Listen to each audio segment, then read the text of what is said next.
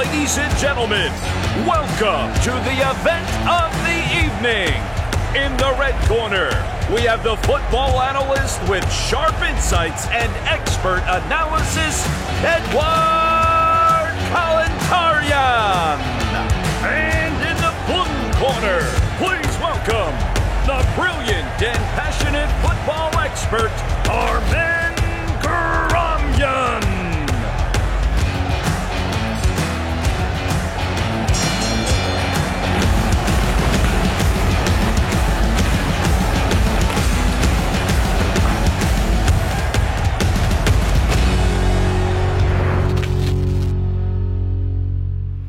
Ռաունդ առաջին, դրական թե բացասական էին տպավորությունները Ջոն Վանցխիպի առաջին ծավալուն հարցազրույցից։ Ողջույն, ֆուտբոլի Հայաստանի ազգային հավաքականի գլխավոր մարզիչ Ջոն Վանցխիպը ստանձնելուց հետո հավաքականի գլխավոր մարզչի պաշտոնը տվեց առաջին ծավալուն հարցազրույցը եւ հիմա փորձենք առանձնացնել գլխավոր կետերը նրա այդ հարցազրույցից։ Իմ կարծիքով բավականին adekvat հարցազրույց էր, հոլանդացի մասնագետը ասաց այս պայդրությամբ այնինչ կարող էր ասել, նույնիսկ մի բան էլ ավելի շատ մարզիչներ չեն բացում փակագծերը, բայց Վանցխիպը որոշեց հենց սկզբից այսպես պարզերես երևալ եւ ասաց բոլոր խնդիրները, որոնք նա նկատեց հավաքական գալուց հետո, թե ներքին խնդիրները, թե արտաքին առաջնության մակարդակի մասին անկեղծ խոսեց եւ կարծում եմ եթե նա շարունակի իր պաշտոնավարման ընթացքում բոլոր հարցազրույցներում խոսել այն ամենի մասին ինչ կա, մենք կտեսնենք բավականին լավ պատկեր եւ կիմանանք ինչ է կատարվում հավաքականի ներսում։ Ողջույն Արմեն։ Ողջույն Էդվարդ։ Նախ Ջոն Վանցխիպի նշանակման մասին հարցազրույցում ակնհայտ էր, որ ճգնաժամային մարզիչ է հոլանդացի մասնագետը, քանի որ ֆեդերացիան փաստացի փետրվարի կեսերին է սկսել բանակցել եւ անմիջապես եկել են համաձայնության։ Հետո ստացվում է, որ Հայաստանի ֆուտբոլի ֆեդերացիայի եւ գլխավոր մարզչի տեսլականները կարծես թե չեն համընկնում, մենք սպասում ենք կերպարանափոխված հավաքական տեսնել, իսկ գլխավոր մարզիչը զարմանում է այդ հարցից։ Ճիշտ է, այստեղ ֆուտբոլիստերի ամբողջական թիմի փոփոխության մասին բայց իրականում մարզիչը ինքը նշում է, որ մենք չունենք այն կազմը այս պայդրությամբ, չունենք այն ֆուտբոլիստները, որոնք կարող են մրցունակ հավաքական լինել եւ ստաբիլ հավաքական լինել, ինչն ամենակարևորն է այս իրավիճակում։ Այդ դեպքում ինչպես է ֆուտբոլի ֆեդերացիան պատկերացնում 2-3 ամիս անց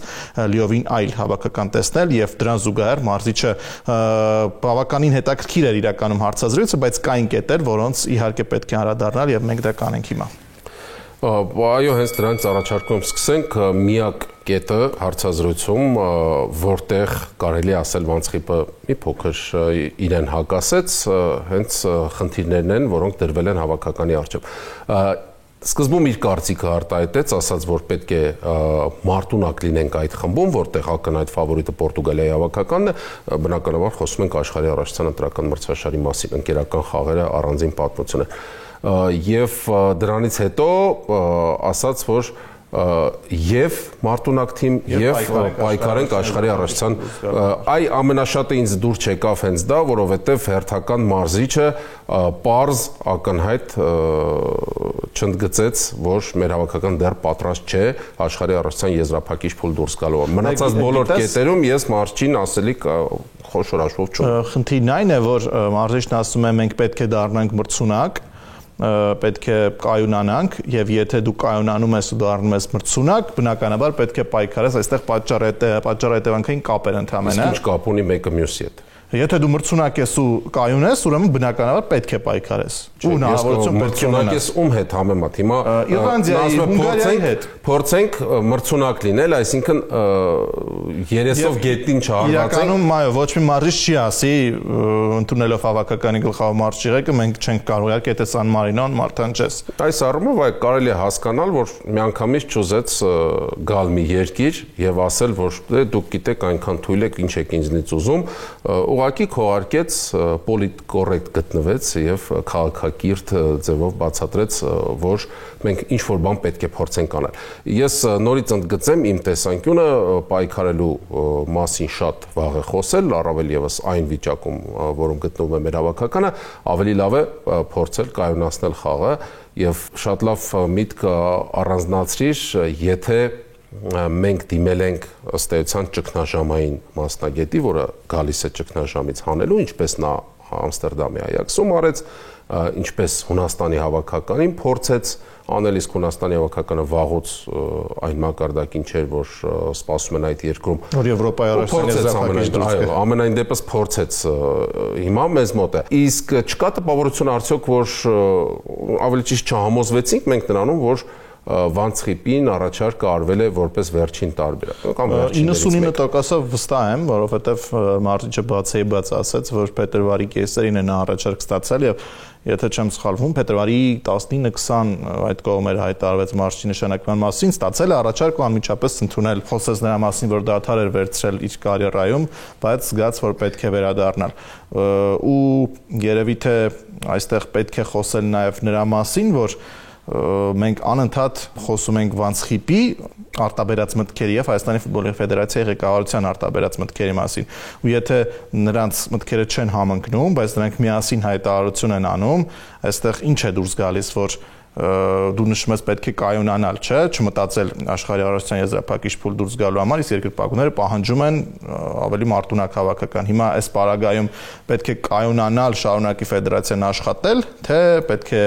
կայունանալ միաժամանակ պայքարել։ Պահանջում են ավելի մարտունակ հավաքական, թե պահանջում են արդյունք։ Դեպ արդյունք, միանշանակ արդյունք, որտեղ վաղուց երկրպագուները դրա համար էլ երկրպագու են, որ ցանկանում են արդյունք տեսնել, ցանկանում են իրենց սիրելի թիմին տեսնել, ոչ միայն երկրպագուները, նաև ֆուտբոլային մասնագետները։ Վերջերս Արասոս Բիլիսը խոսեց, Սարգիս Հովսեփյանը խոսեց եւ բոլորը նույն կարծիքին են, բայց այդ դեպքում եթե մենք ուղակի ուզում ենք տեսնել ուժեղացող հավաքական, ոչ թե կերպարանափոխված հավաքական, ուրեմն ինչ ենք մտածում 2-3 ամիս հետո ինչ ենք տեսնելու։ Դա պետք է շատ համբերատար լինենք։ Ես հենց դա եմ ասում, պետք է սպասենք։ Պետք է սպասենք, մինչև որ ինչ-որ պահի կհասկանանք, որ այ հիմա մենք միգուցե կարող ենք հարված հասցնել ֆավորիտների։ Բայց արդյոք սա այն մարզիչն է, ում հետ մենք պետք է սպասենք։ Դե եթե վստահ են երկար, եթե նորից շտապողական որոշումներ չլինեն, ի վերջո տեսեք տարբերակ, որ լրանում է հաջորդ տարի ֆուտբոլի ֆեդերացիայի նախագահի պաշտոնավարման ժամկետը, եթե նախագահը փոխվում կամ ժամանակից շուտ է փոխվում, ինչ է մտածելու նոր նախագահ, արդյոք պահելու այս մասնագետին թե ոչ, բայց եթե ցանկանում ես լինի արդյունք, եթե մի մարզչի առջև դնում ես խնդիր, պետք է տաս ժամանակ, որպեսզի նա կարողանա իրագործել։ Ուղղակի դրա համար պետք է հիմք լինի, մենք երկու խաղ տեսանք եւ ոչինչ չտեսանք, ոչինչ չհասկացանք։ Նորից գալիս ենք սովորաբար երբ գալիս է նոր մարզիչ 99% դեպքերում, երբ նույնիսկ թույլ թիմը խաղում է ամենաուժեղ թիմերից մեկի հետ, ինչ որ մի բան լինում է, ինչ որ մի փոփոխություն լինում է, հանդերձանում է մթնոլորտը փոխվում, խաղում ինչ որ փոփոխություն ես նկատում, ինչ որ դրական բան նկատում ես, բայց մենք ոչ մի դրական բան չտեսանք այս երկու խաղում։ Պատճառը նաև պատճառներից մեկը, որ շատ կարճ աշխատեց Վանցխիպը միջև Վրաստանի հետ հանդիպումները, նա չհասցրեց ինչ որ բան փոխել։ Ամբողջական կազմով, եթե չեմ սխալվում, մեկ մարզում է ընդհանրապես հասկացրել։ Դրա համար տանկ ժամանակ, հա, մարզչին բոլորով եկեք տանկ ժամանակ եւ տեսնենք կարողանա այդ խնդիրը լուծել թե ոչ։ Իդեպ նա այո ասաց, որ քիչ է փոքր է ընտրությունը ֆուտբոլիստների, մեր առաջնության մակարդակը չի համապատասխան Հայաստանի հավաքականին համապատասխան։ Առաջնության մակարդակը ցածր է, թիմերը քիչ են, որպես շարունակություն դրամաբանական ֆուտբոլիստների քանակն է քիչ եւ ընտրել այդ ֆուտբոլիստներից փոխարինողներ հավաքական շատ դժվար է։ Հիմնականում խաղում ենք դրսում խաղացող ֆուտբոլիստների շնորհիվ, սա մեր հին պատմությունն է ցավն է, Ռանոսի խնդրին անդրադարձավ Վանցխիպը եւ մի քանի անգամ անդրադարձավ եւ վերջում ասաց, որ փակ չեն դռները, հասկացրեց, որ փակ չեն դռները Ռանոսի առջեւ, եթե նա ցանկանա զրուցել ինքը պատրաստ է զրուցել եւ ըստ զրույցի կհասկանա թույլ կտա Ռանոսին վերադառնալ թե ոչ, այսինքն այս էջը ինչպես Ադամյանի պարագայում չենք փակում։ Դե հա, Պետրակովի ժամանակ էջը փակվեց Բարսեղյանի դեպքում, բայց նույն իրավիճակը կար նաև Սարգիս Ադամյանի հետ կապված եւ Պետրակովը գնաց քայլի հրավիրեց Ադամյանին, ստացվում է այստեղ մարզիչը ամեն դեպքում չի ուզում ձեռք քաշել մի ֆուտբոլիստից, որը կարող է խաղալ Բարսեղյանի հետ խնդիր ունեցավ, փակեց դռները։ Բայց Ադամյանի հետ էլ խնդիր ունեց, չփակեց։ Հետո հրավիրեց, այսինքն իրավիճակային է խնդիրը, Բարսեղյանի հետ միգուցե այնպիսի խնդիր էր, որ հնարավոր չէր կոմպրոմիսի գնալ։ Դրական էր տպավորությունը Վանցխիպի հարցազրույցից, թե բացասական արտահայտվել են այս հարցի շուրջ նաև մեր փորձագետները, արի լսենք նրանց։ Ինչ որ կարտացել եմ, ինչ որ տեսել եմ, ինքը սենց շատ լուրջ թեմաներ կամ որոշումներ չի ասել, ճիշտն ասած իմ կարծիքով չի էլ կարող ասի, դրա համար էլ երևի նոր է, դրա համար էլ սենց մի քիչ գլոբալ պատասխաններ ա տվել իմ կարծիքով ու այդքան է ինչ որ պատասխանել է, ես իրան շուտվանից եմ ճանաչում, իր մտածելակերպը, հոլանդական դպրոցը, այդ ամեն ինչը դրական է, բայց ես միշտ էլ ասել եմ, որ մեր խնդիրը հավաքականների մարզից չի։ Հարցազրույցի տպավորությունները դրական էին, բայց Հայաստանի հավաքականի խաղից եւ իր ընդհանուր ելույթներից այնքան էլ տպավորված չեմ, առանձնապես հույս չներշնչող ելույթ էր եւ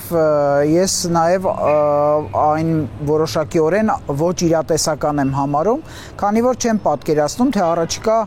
ամիսների ընթացքում որտեղից են ի հայտ գալու այդ բազմաթիվ տաղանդները, որոնք համալրելու են Հայաստանի ազգային հավաքականը եւ որոնք առաջ են մղելու մեր հավաքականը դեպի աշխարհի առաջնություն կամ ազգերի լիգայի հաղթող։ Ջոն Վանցխիպի հարցազրույցի վերաբերյալ ուղղակի կանրադառնամ իր կողմից մի քանի պատասխանների, որ ինքը հարցազրույցի ընթացքում տվել է Վրաստանի հավաքականի հետ խաղերի վերաբերյալ, որտեղ ինքը ասում է պարտության պատճառը ավելի շատ անհատական ֆուտբոլիստների սխալներն էին,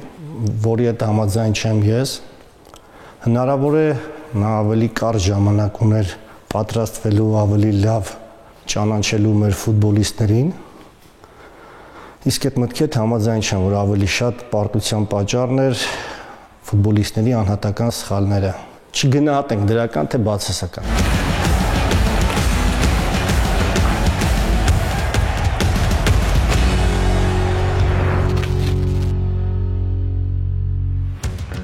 Ռաունդ երկրորդ։ Արդյոք ինտրիգ մնացել է ֆուտբոլի Հայաստանի Պրեմիեր լիգայի մնացած հատվածում, թե նոան առանց դիմադրության կնվաճի չեմպիոնությունը։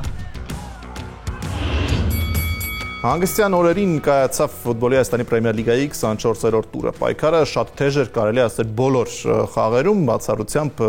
ՊԿՄ-ի եւ West Armenia-ի միջեւ։ Ինչ վերաբերում է ամենահետաքրքիր դիմակայություններից մեկին, Շիրակ Նոա խաղի մասին է իհարկե խոսքը, այստեղ կրկերը շատ թեժ էին, բայց Նոան ամեն դեպքում կարողացավ վերցնել 3 միավորը, հենց այստեղ է չեմպիոնական բնավորություն դրսևորում Նոան, այնպիսի խաղերում, որտեղ իրադարձությունները շատ հեշտ չեն իր համար կարողանում է հաղթել։ Իրականում 3-11 մետրանոց, հետո կխոսենք այդ 11 մետրանոցների մասին, բայց ես չեմ հավատում, որ Նոան արդեն սկսել է թերագնահատել իր մրցակիցներին։ Ոչ Գյումրիում խաղալը միշտ էլ բարդ է եղել ցանկացած թիմի համար եւ անկախ նրանից, որ Նոան հաղթեց ընդամենը 1 գնդակի առավելությամբ, թիմը մի շարք պայեր ստեղծեց, չիրացրեց 2-11 մետրանոց եւ իրականում շատ ավելի վաղ կարող էր լուծել հաղթողի վերաբերյալ բոլոր հարցերը։ Հանգստյան օրերին Գյումրիում իսկապես թեժ էր, խոսքը բնականաբար Շիրակ Նոա հանդիպման մասին է, այնտեղ 11 մետրանոց 3 հարված նշանակվեց Տանտերի դարպասին եւ բողոքի հսկայական ալիք առաջացրեց հյուսիսային մայրաքաղաքում, այնտեղ Շիրակին երկրպագում են բացառապես բոլորը, դա գաղտնիք չէ։ Իմ կարծիքով Նոան վերջին խաղերում մի փոքր արգելակել է, չգիտեմ կապված է դա մրցակիցներին թերագնահատելու հետ, թե որոշակի հոգնածություն է նկատվում ֆուտբոլիստների մոտ, բայց հաղթանակները այն թեթևությամբ չեն տրվում, ինչ դրանից մի քանի տուր առաջ։ Այնպես որ կարծում եմ ինտրիգ մեր առաջնությունում դեռ կա եւ թիմերից մեկին, միգուցե Ուրարտուին, միգուցե Արմենիային կհաջողվի մինչև վերջ Նոայի հետ պայքարել տիտղոսի համար։ Համաձայն չես, որ Գյումրիում խաղալը միշտ էլ բարդ է։ Սա շատ ծամծմված արտահայտություն է, բայց փաստացի այդպես է։ Իհարկե այդպես է, բայց այստեղ ես չեմ կարծում, որ հիմնական պատճառը դա էր, որ Գյումրիում էր եւ բարդ էր։ Մինչեւ այդ Գանձասարի հետ էլ Նոան այդքան թեթև չխաղաց, որքան սովորաբար կարող է։ Ես չգիտեմ, միգուցե հաշվարկում են, եթե մրցակիցը շատ թույլ է, կարող են եւ կեսվոտքով խաղալ, բայց սա կարող է նաեւ փոփոխություն են կատարում, ամբողջական մեկնարկային կազմով չի խաղում Երևանյան թիմը եւ ես կարծում եմ, որ նույնիսկ եթե մի կողմ դնենք 11 մետրանոցները, Նոան շատ ավելի վաղ կարող էր վճռել խաղի ելքը, այնտեղ ճիրացրած 11 մետրանոց, հետո Միսակյանի հեռվից գոլը, դա սցենարի մեջ մտնող հարված չէր, եւ Նոան մինչեւ այդ էլ մի շարք պահեր ստեղծել էր ու կարող էր նույնիսկ 2 գնդակի առավելություն ունենալ, այնպես որ եթե հաղթել է 1 գնդակի առավելությամբ, կարծում եմ ճիշտ չի ասել, որ ուժերը չեն բավականացնում կամ արդեն ֆիզիկականը չի բավականացնում կամ հաշվարկում են, որովհետև որտեղ հաշվարկեն, ինչի համար հաշվարկեն, այնպես չէ որ Եվրագավաթ են խաղում, գավաթի խաղարկություն եւ առողջություն։ Դե ինձ էլ հենց դա հետաքրքրում, այդ դեպքում ինչու խնայել ուժերը, ինչու չխաղալ այնպես, ինչպես խաղում էր Նոան առաջնության մեծ մասում, ես ամեն ինչ հասկանում եմ, որպեսզի ընդգծենք, այո, Նոան առայժմ գլխավոր ֆավորիտն է չեմպիոնության, բայց սա այն ֆավորիտությունը չէ այս պահի դրությամբ ինձ համար, ինչ մի քանի տուր առաջ էր, երբ Նոան ուղղակի չէր նկատում իր մրցակիցներին։ Հիմա որոշակի բարդ հատված է, որից պետք է դուրս գալ պատվով։ Դեռ մեկ խաղ էլ պակաս է անցկացրել, հասկանալի է, պաշար ունի, բայց հիմա մրցակիցների տեսանկյունից լավ հատված է Նոայի համար։ Հաջորդ հանդիպումը տանը անցկացնելու է Վեստ Արմենիայի հետ, այստեղ էլ կարելի է առանց շատ լարվելու միգուցե 3 մի օր վաստակել, բայց այդ մարզավիճակում է գտնում հայ Վեստ Արմենիան եւ այո, եւ կգա արդեն ավելի ուժեղ թիմերի հետ հանդիպումների ժամանակը, նոր կհասկանանք կար որոշակի անկում Նոայի խաղում թե ոչ, բայց ես հիմա չեմ տեսնում այն հսկայական առավելությունը, որը միջև այդ նկատվում էր, դրա համար կարծում եմ, որ որոշակի շանսեր հատկապես Ուրարտուն եւ Արարատ Արմենիան ունեն։ Բայց հիմա ավելի մանրամասն խոսենք Շիրակ Նոա խաղի մասին, որտեղ այո 11 մետրանոցների հիթ շքերթ էր, որպես կանոն, երբ մեկ թիմի դարպասին 3 անգամ 11 մետրանոց է նշանակում, բողոքներ լինում են, անկախ նրանից կար 11 մետրանոց թե չկար։ Բայց կարծում եմ սա այդ դեպքը չէ եւ գյումրեցիները 11 մետրանոց 3 հարվածից առնվազն 2-ի պարագայում դժգոհելու առիթ ունեն։ Նախ երկրորդ 11 մետրանոցը այստեղ փոքրիկ խորամանկություն ես նկատեցի Գոնսալո Սիլվայի կողմից, նա նկատեց, որ Վիդիչը մոտենում է եւ պետք է ցատկի եւ կարծես հատուկ ոտքը դրեց այնտեղ, ուր գալիս էր Շիրակի պաշտպանը եւ Վիդիչը արդեն օդ էր նայում, նա ուղղակի չէր տեսնում մրցակցին եւ պատահաբար կանգնեց ոտքի։ Շատ է այդպես լինում, քիչս Յուրամ Մովսիսյանը հարցազրույցներից մեկում պատմում էր, որ իր հետ պայքարում անընդհատ պաշտպանները միշտ գալիս էին, հարձակվողներն են, պաշտպաններն էլ խորամանկություններ ունեն, ես հիմա չեմ ասում, որ դա կիրառելի չէ, բայց արդյոք դրա համար պետք է պատժել պաշտպանին, որը օդ նայելով գալիս է, գնդակի դիրքն է գնահատում եւ փորձում է ցատկել եւ օրենքի տեսանկյունից որ ասեն թող տեսներ, թող հաշվարկեր ամեն ինչ 11 մետրանոց է։ Դրա համար հիմա 11 մետրանոցներ արձանագրելու կանոնները այնքան հաճախ են փոխվում, այնքան հիմա գրեթե թույլ չեն տալիս մրցավարի հայեցողության վրա, հա, որոշումները։ Կամ գծած է, կամ սա 11 մետրանոց է, կամ ոչ, եւ շատ հաճախ այդ կանոնը փոխվում է։ Ես մինչեւ երրորդ 11 մետրանոցին ասելը, առաջին 11 մետրանոցի մասին կուզեմ խոսել, միանշանակ չէ Վուկաշինովիչի մեկ ոտքը գոնե գծին էր թե ոչ։ Նկատի ես հետ մղելու, այո, այնտեղ մինչեւ վերջ այդ չստացանք այն կրկնապատկերը, որը կհամոզեր հնարավոր է այնտեղ պետք էր կրկնել դա հերոստատեսային պատկերում եթե չերևաց, ապա վառի կրկնապատկերում կարծում տեսել են եւ եթե խախտում լիներ պետք է արձանագրեին, թեպետ այո ես միշտ կողմնակից եմ, որ հերոստատիտողը տեսնի ինչու է մրցավար այս կամ այն որոշումը կայացրել, թե ցույց չեն տալիս միշտ կասկած մնում է ինչ որ մտածում ես ուրեմն մի բան այն չէր, դրա համար ցույց չտվեցին։ Եվ իհարկե երրորդ 11 մետրանոց այստեղ նորից պետք է խորանալ ինչ է ասում օրենքը։ Իհարկե Հրայր Մկոյանը գնաց բաց ոտքով եւ հարվածեց մրցակցին, բայց դա նախ հարվածից հետո էր, ինչը չի արդարացնում Մկոյանին, եւ Գրերիկ Պետրոսյանը խաղից դուրս վիճակում էր եւ ուղիղ դարպասապահ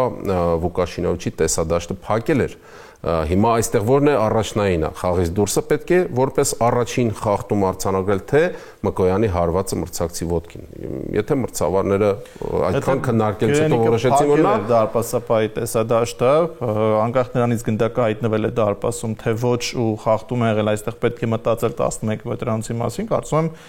եմ ամեն դեպքում խաղից դուրս վիճակ պետք է արձանագրվեր, բայց եթե չէր փակել ամբողջությամբ, որովհետև մի փոքր կողք էր կանգնած եւ մեծ հաշվով չեմ կարծում, որ դա կհամարեն դարպասապահի տեսադաշտը փակել։ Բուն հարվածի պահին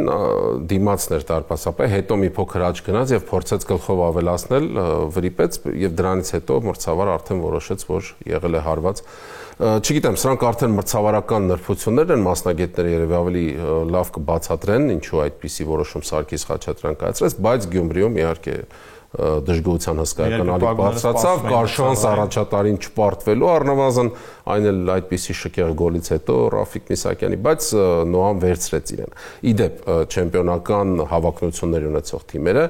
այսպիսի իրավիճակներում, այո, պետք է կարողանան ինչ-որ կերպ։ Ցանկանում եմ նաև իհարկե Արարատ Արմենիա-Փյունիկ խաղի մասին խոսել։ Անհավանական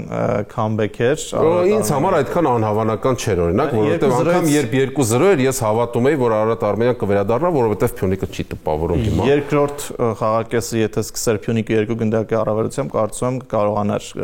գոնե պարտությունից խուսափել, Շահվանի գոլը եթե չլիներ, այո, ամեն ինչ կարող էր այլ ընթացք ստանալ, բայց ամեն դեպքում Արարատ Արմենիայի եթե բոլոր ֆուտբոլիստերին պետք է միայն բրավո ասել, հարցակման գծի բոլոր խաղացողները շատ լավ ֆուտբոլ են խաղում, թե Նուբիսին, թե Օկանսին, թե Տենտոնը հանդիպան կարծում լավագույն խաղացողներ։ Ժիրայր Շահվյանը եւս լավ ֆուտբոլ էր խաղում եւ պատահական չէ, որ մինչեւ հանդիպան վերջնամասը Վարդան Մինասյանը ընդամենը 1 փոփոխություն էր կատարել, չնայած աշխարհը 2-2 էր եւ տպավորություններ, որ հիմա կխփի Արարատ Արմենիան։ Իդեպ փոփոխությունների քչությունը Արարատ Արմենիայում նաեւ կարելի է բացատրել շատ ծանր այս հատվածում օրացույցով, նախ արի այսպես պայմանավորվենք հաշվից չհանենք Ուրարտուին, որը փայլուն հաղթարշավ ունի, վերջին 5 խաղում հաղթանակ է տոնել եւ Ուրարտուն պահպանում է իր երկրորդ տեղը։ Եթե նոր տարուց առաջ ես մտածում էի, որ Ուրարտուն կզիջի այս դեպքը, այդպես մտածում։ Հիմա հաճելիորեն զարմացնում է։ Դմիտրի Գունկոն կայունացրել է թիմի խաղը եւ Ուրարտուն պահպանում է բավական չէ երկրորդ տեղը, նաեւ այսպիսի շարք է տալիս եւ Արարատ Արմենիայի հետ 2 հանդիպում, մեկը այս պահին է ընթանում Գավաթի խաղարկության պատասխան հանդիպումը, քառորդ եզրափակչի եւ հաջորդ տուրում են այս թիմերը խաղալու, Արարատ Արմենիան Փյունիկին հաղթեց, հիմա Ուրարտուի հետ Ուրարտուն հաղթեց առաջնությունում, կմոտենա ամեն դեպքում Նոային, չնայած Նոան թույլատրել է այսպես չեմպիոնական տարածություն ունի, ու ես ուզում եմ խոսել նաեւ Վանի մասին, Վանը բավականին լավ գրաֆիկ ունի ու շատ ոչ պարտադիր կարելի է այսպես միավորներ կորցրեց ավարտված տուրում, հաղթում էր Ալաշկերտին 2-0 հաշվով եւ 2 գնդակ վերջնամասում բաց թողեց ու կորցրեց հնարավոր հաղթանակը, եթե Վանը այդ խաղում հաղթեր, նաեւ առաջիկա 3-4 տուրում առաջատարներից ոչ մեկը չի խաղում։ Եթե հաղթեր 6 միավոր էր զիջելու Փյունիկին եւ մեկ խաղ պակաս էր։ Ոչ մեկը չի խաղալու առաջիկա 4 տուրում ու բավականին լավ միավորներ կարող է հավաքել ու կարող է միանալ նաեւ քառակի պայքարին, չնայած հիմա էլ ունի Վանը լավ հնարավորություններ, այնպես որ ամեն ինչ միանշանակ չէ նաեւ առաջատար քառակի դեպքում։ 80-րդ րոպեից հետո խփել երկրորդ գոլը ու բաց թողնել հաղթանակը 2-0-ից, սա իհարկե շատ լուրջ հարված էր Վահե Գևորգյանի թիմին, հավակնություններին եւ առայժմ այո, միջամտել քառյակին Վանը չի կարողանում այս ոչ ոքից հետո կարելի ասել։ Կա ի վերջո ինտրիգ մեր առաջնությունում, թե Նոան առանց դիմադրության կհաղթի այս խաղարկությունում Պրեմիեր լիգայի, լսենք մեր փորձագետների կարծիքը։ Նոան պարտավոր է իր բյուջեով այդ դիրքը, տենց ասեմ, բայց լիքը օրինակներ կային, որ ֆուտբոլը տենց սպորտ է, որ եթե միշտ փողը հարց գլուծեր, միշտ այդ հարուստ թիմերը ամեն տարի լիգա չեմպիոն կհաղթեն։ Ես կարծում եմ չեմպիոնի հարցը արդեն լուծված է, նաև վերջին խաղերում ականատես եղանք որոշակի խնդիրների, որոնք կարծում եմ արդարացիորեն բողոքներ են առանց բերում, մասնավորապես դիտում էի Շիրակի հետ խաղը եւ համամիջ եմ մրցավարների կայացրած որոշումների հետ, դրանք եւս կարծում եմ նպաստում են նրան, որպեսզի Նոան այս տարի չեմպիոն դառնա։ Հիմնական մրցակցությունը այս պահին ընթանում է երկրորդ-երրորդ տեղերի համար, այդ պայքարը թեժ է լինելու, իսկ Նոան կարծում եմ եթե ոչ հեշտությամբ, ապա ընդհանուր առմամբ արդեն իսկ իր համար ապահովել է առաջին տեղը։ Դեռ առջևում կա 10 խաղ, Նոան ընդամենը 5 միավորի տարբերություն առջևում այս պահին երկրորդ տեղում ընթացող Ուրարտուից ու հուսով եմ առջևում շատ հետաքրքիր խաղեր է սպասվում մեզ, նաև կխնդրեմ մեր երկրպագուներին ավելի շատ հաճախել մարզադաշտ։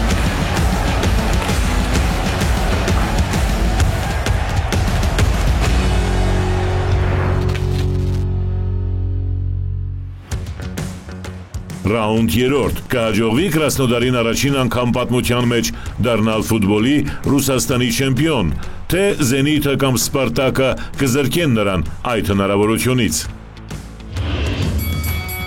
Այն պահից ինչ գոյություն ունի սպորտ ռինգը, մենք այս տաղավարում շատ մանրամասն չենք խոսել Ռուսաստանի Պրեմիեր լիգայի մասին, իսկ այնտեղ շատ հետաքրքիր իրադարձություն է հասունանում, Կրասնոդարը իր պատմության մեջ առաջին անգամ կարող է դառնալ չեմպիոն, եւ դա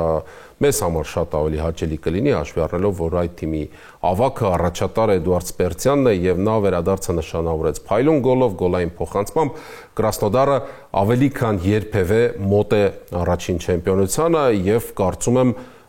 անգամ Սանկտ Պետերբուրգի Զենիթը իր հզորությամբ եւ Մոսկվայի Սպարտակը առավել եւս չեն կարողանա խանգարել Կրասնոդարին նվաճել այդ տիտղոսը։ Կրասնոդար Զենիթ, թերևս վերջին տարիներին այս պայքարը Ռուսաստանի Պրեմիեր լիգայում շատ հետաքրքիր է։ Ըստ իս Կրասնոդարը նախորդ տարի շատ մոտ էր չեմպիոնի կոչումը նվաճելուն, բայց ամեն ինչ խառնվեց վերջին տուրում Զենիթի 85-րդ րոպեին խփած գոլի։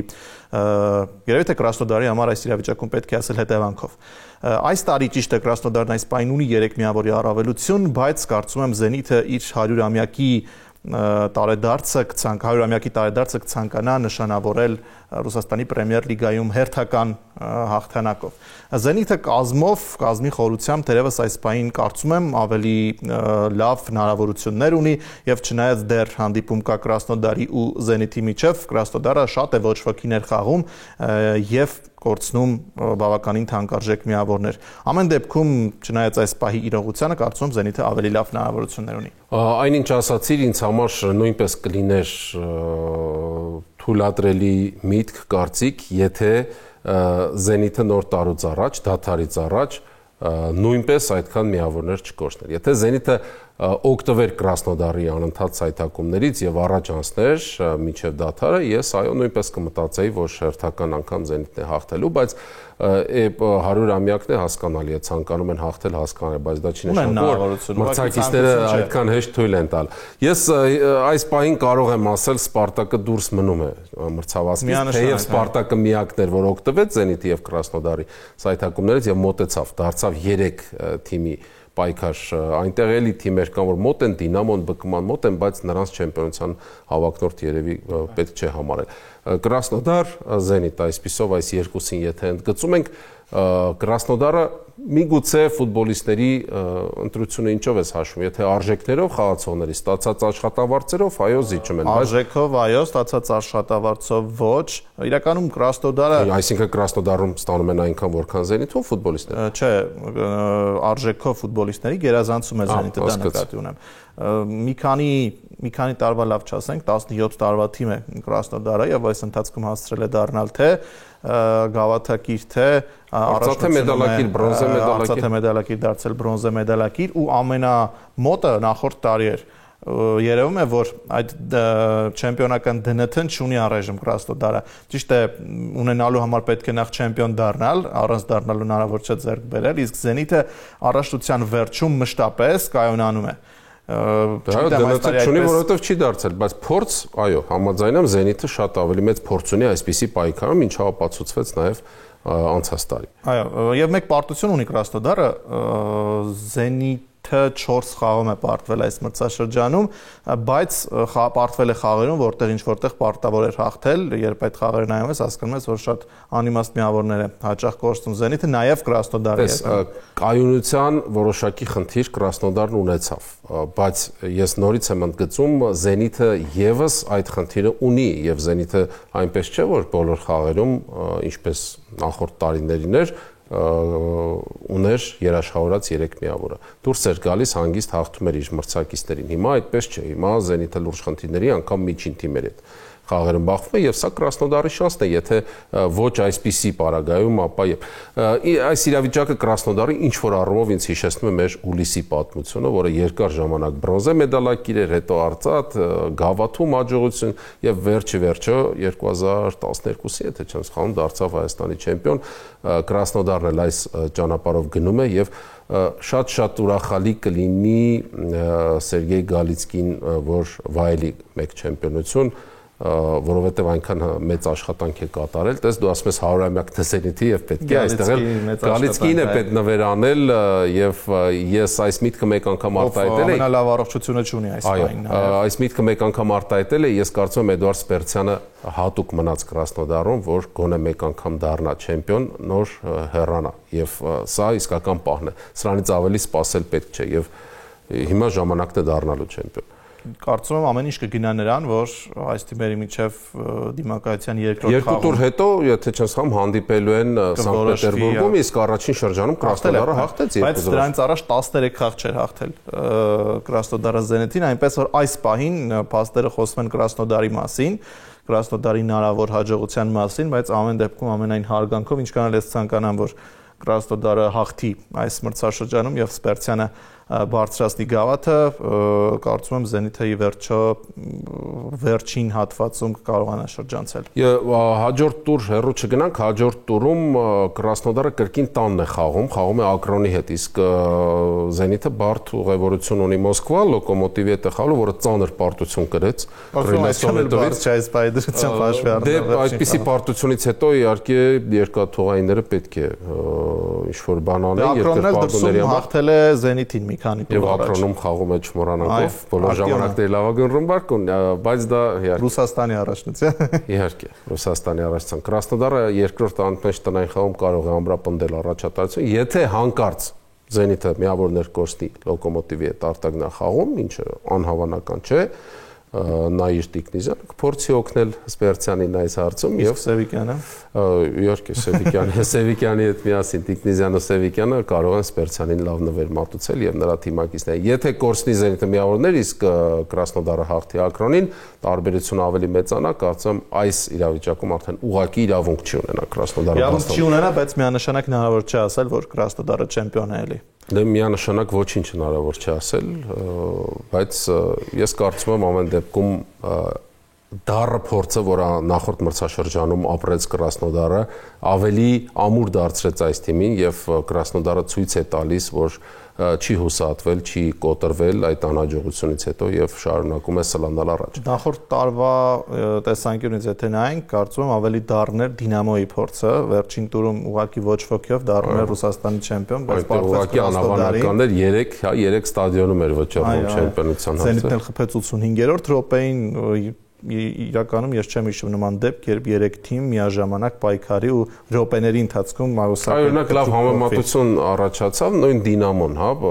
կարող էր 1 գոլի տարբերությամբ չեմպիոն դառնալ չդարձավ, իսկ այս մրցաշրջանում արդեն այդքան լավ ելույթ չի ունենում, Դինամոն իհարկե առաջատարների շարքում է, բայց 4-րդ տեղում է եւ առաջատարից հետ է 7 միավոր է հետ եւ սա հետ բերել իհարկե հնարավոր է, բայց բարդ կլինի։ Իսկ Կրասնոդարը հոգեբանորեն ցույց տվեց, որ ավելի կայուն է, ավելի ամուր է, ու թեև Կրասնոդարը անընդհատ իր տաղանդներին ճանապարհում է, մասնավորապես ձգտում է ճանապարհել Եվրոպա, բացառությամբ առայժմ Էդուարդ Սպերցյանի, Գեորգի Հարությունյանին էլ ճանապարհեց, բայց միևնույն ժամանակ կարողանում է իր ակադեմիայից բերել արժանի փոխարինողներ եւ գումարած ուժեղ լեգիոնականներ, սա չեմպիոնական համադրություն է։ Երևի թե գլխավոր խնդիրը այս երկու թիմերի, որ ակնհայտ գոլահարց չունեն, ոչ Զենիթը, ոչ էլ Կրասնոդարը առաջատարների ցանկում, 3-4 ֆուտբոլիստի ցանկում ոչ մի ֆուտբոլիստ չկա, ոչ Զենիթից, ոչ Կրասնոդարից, եթե նրանցից մեկը գոնե ունենար, այստեղ կարող է մի փոքր հարաբերություն ստանալ։ Փոխարենը կարող ենք ասել ավելի թիմային են խաղում, քան մյուս թիմերը։ Տեսնենք փորձագետներն ինչ կարծիք են։ Լսենք։ 12 տարի առաջ Կուբան Կրասնոդար ավելի մեծ էր, քան FK Կրասնոդար, իսկ հիմա Կրասնոդարը շատ լուրջ թիմ է դարել Ռուսաստանում։ Իրանց քաղաքականությունը բարձ էր այդ վաղտվանից ու պատկերացնում եք, որ 12 տարի հետո իրանք կարող են առաջի անգամ չեմպիոն դառնալ։ Բայց իմ կարծիքով հիմիկվա հարստությունը ու այդ վաղտվա հարստությունը բավական տարբեր են, որովհետև այդ վաղ եթե նայենք ովքեր են խաղացել այդ առաջնությունը Ռուսաստանում ու հիմա իմ կարծիքով տարբերությունը մեծ է։ Կրասնոդարը այդ փորձը չունի, այդ վերջի նույնը նովա, այդ վերջի շապատների չնշումը, իսկ Զենիթ ու Սպարտակ իրանք գիտեն այդ զգացությունը ոնց է, մենակ այդ առումով կարա մի բան իմ կարծիքով դեր խաղա։ Անկեղծ ասած շատ կցանկանայի, որ Կրասնոդարը դառնա չեմպիոն, սակայն վերջին տարիների փորձը ցույց է տալիս, որ առաջնության վերջին հատվածում թիմը դադարում է կայուն խաղ ցուցաբերել։ Հուսով եմ այս տարի դա իրենց կհաջողվի, անցյալ տարի էին շատ մոտ հաղթելուն, բայց վերջին խաղում պարտվեցին եւ զիջեցին առաջին տեղը Զենիթին։ Մտավախություն ունեմ, որ այս տարի եւս այդ կայունությունը չի բավարարի այդ թիմին։ Չնայած չեմպիոնին վայել խաղ է ցուցադրում այսօր Կրասնոդարը, այնուամենայնիվ մի տեսակ չեմ հավատում, որ վերջին հատվածում կկարողանա իր կայունությունը պահպանել եւ հաղթել իր հիմնական մրցակիցներին։ Սպարտակն է, Զենիթն է, ունեն լավ ֆուտբոլիստներ, համալրված են լավ ֆուտբոլիստներով։ Ինձ որպես հայ երկրպագու, որտեղ Կրասնոդարում խաղում է հայ ֆուտբոլիստ, ցանկալի է, որ դառնա Կրասնոդարը, հետապնդում են լավ ակումբներ, կարծում եմ իրենց համար դժվար կլինի պահպանել։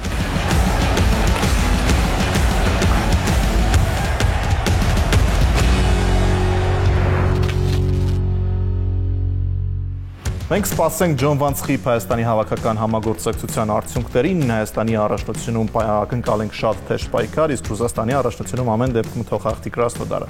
Իսկ այս տաղավարում մենք կրկին կհանդիպենք ուղիղ 1 շաբաթից, շնորհակալություն ուշադրության համար առաջ։ Ladies and gentlemen, welcome to the event of the evening. In the red corner, we have the football analyst with sharp insights and expert analysis, Edward Kalantarian. And in the blue corner, please welcome